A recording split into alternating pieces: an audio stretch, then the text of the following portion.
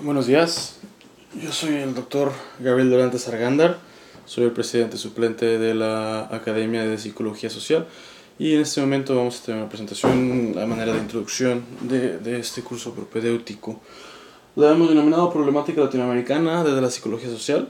Me voy a ir un poquito rápido porque es un poco lo que quiero decir y tenemos poco tiempo. La presidente actual de la Academia de Psicología Social, la doctora Esperanza López Vázquez.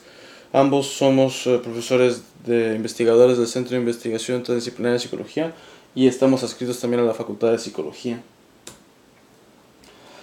¿Por qué hablar de problemática latinoamericana? Porque es muy difícil discernir las fronteras entre problemáticas locales y problemáticas a sistemas más grandes. Tal vez más adelante a sus líderes de grupo podrán explicar un poco sobre la estructura sistémica de Bronfenbrenner. Sin embargo, dado que la realidad local que ustedes y yo vivimos en Cuernavaca, en Morelos, es sistémica, ¿no? Entonces no solo es sistémica hacia el Estado, también es sistémica hacia otros estados, una región, y también lo es a nivel nacional y también lo es a nivel internacional. Ahorita vamos a profundizar un poco en eso. El tema más importante, creo yo, la problemática más importante en Latinoamérica es la estructuración institucional u organizacional de la toma de decisiones oficial. ¿A qué me refiero? Al crimen organizado, básicamente. No solo al narcotráfico, a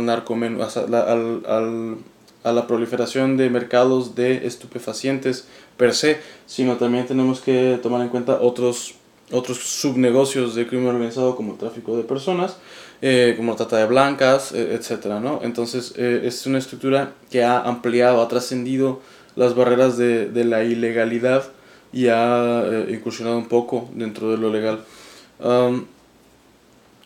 Es difícil tomar en cuenta solamente a la gente que usa, que como modo de vida se dedica al mercadeo de bienes que están considerados como ilegales, que al ser considerados como ilegales tienen un precio superior, como tienen su mercado de riesgo, entonces por lo tanto las ganancias y los factores involucrados en ellos son mucho más costosos y son mucho más grandes.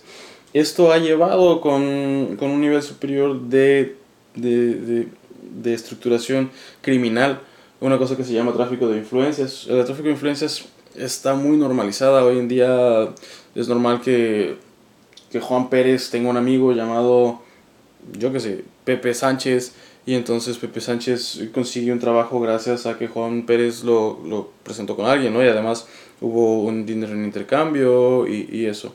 Eso ha hecho que muchas de las instituciones oficiales, muchos los organismos que conocemos como gubernamentales, pues hayan perdido su legitimidad y que inclusive la percepción y la confianza que nosotros como ciudadanos les ponemos a ellos, pues ha perdido mucha de su validez.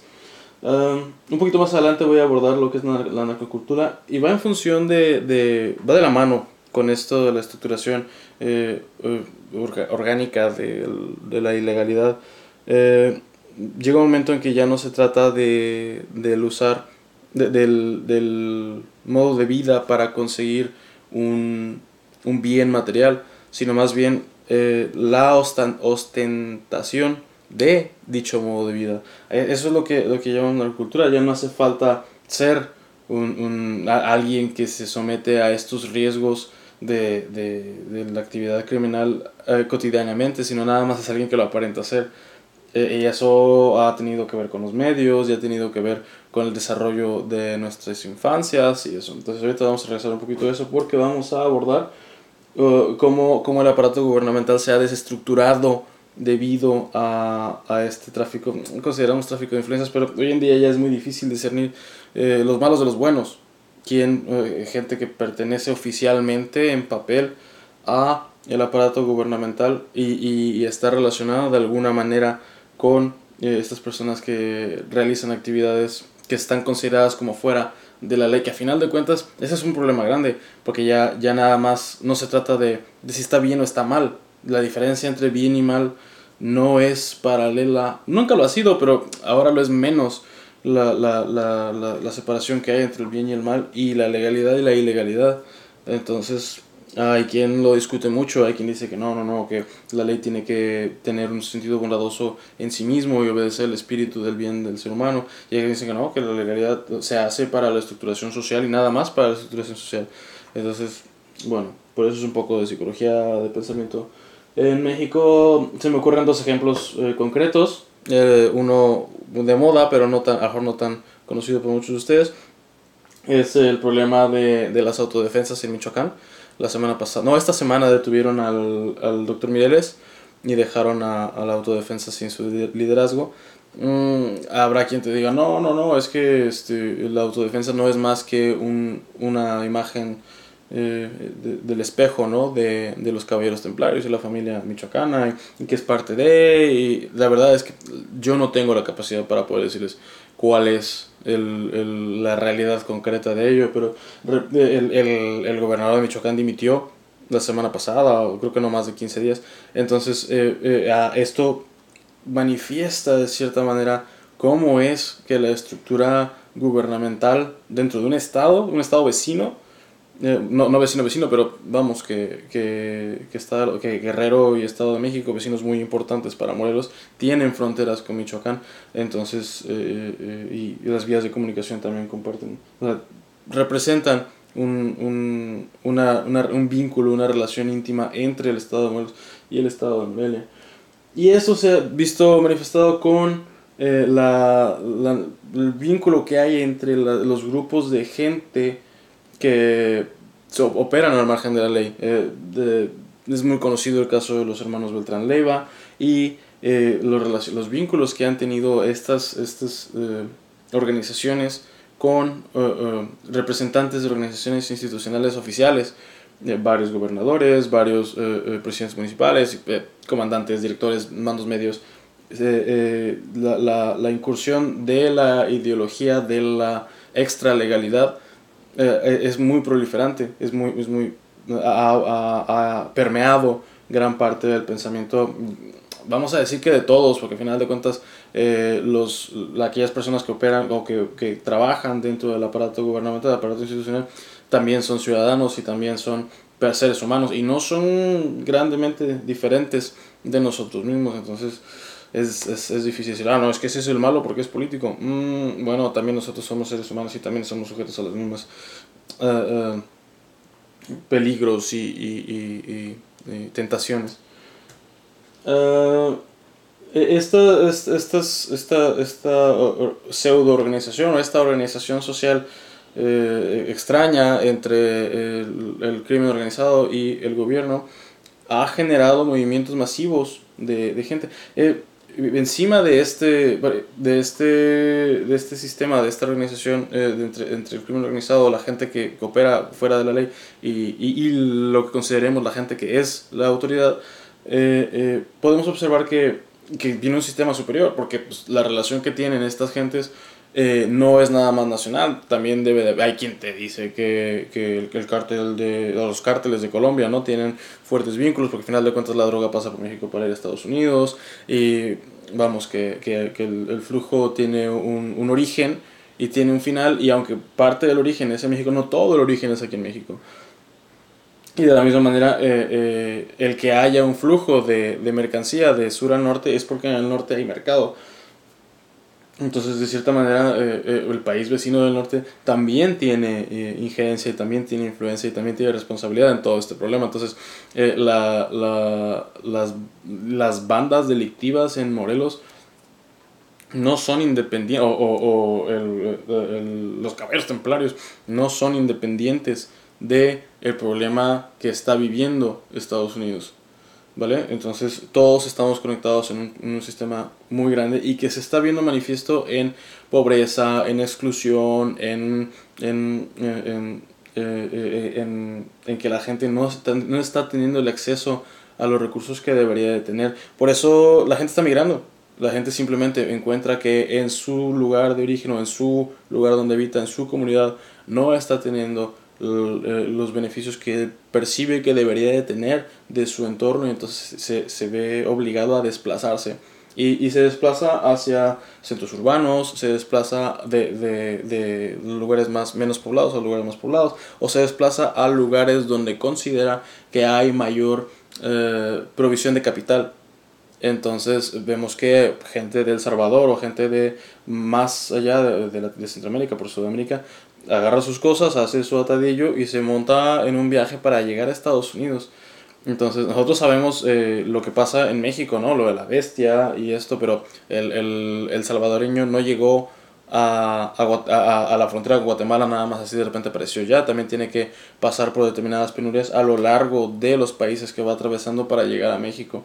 Entonces es una situación, es un sistema bastante complejo que está teniendo un efecto localmente. ¿A qué me refiero? Que cuando aparece una fosa clandestina con gente que ha sido asesinada, luego es muy difícil identificarlos, y no solo porque esa persona a lo mejor no tuvo acceso al derecho de ser identificado, o a lo mejor se le privó de esa identificación, o a lo mejor simplemente no es un mexicano, no es un miembro de este país, entonces por lo tanto no hay un registro de su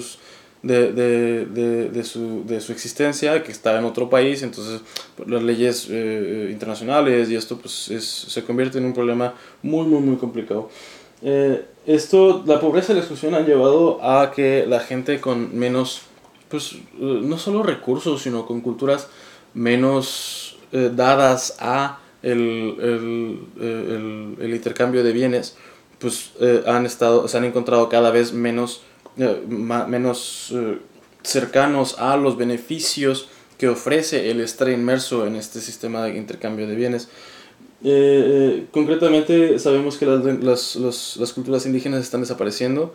Sabemos que las lenguas, el número de lenguas indígenas se están extinguiendo, que hay lenguas que incluso solo tienen una o dos personas que hablan esa lengua, y que esas personas ya tienen sobre 80 90 años, entonces que están próximas a ser perdidas. Voy a adelantar un poco porque se me está haciendo tarde.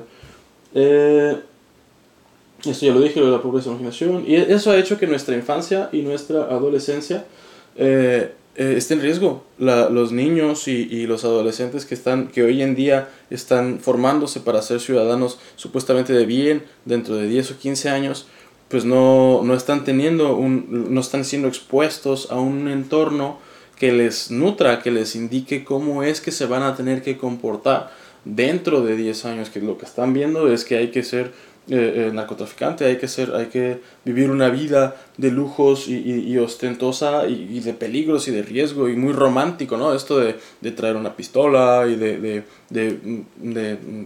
comerciar con droga, y llega un momento que se trata más, no se trata ni siquiera de del bien que estás intercambiando, sino de lo que significa el ser un intercambiador de ese bien. Entonces las interacciones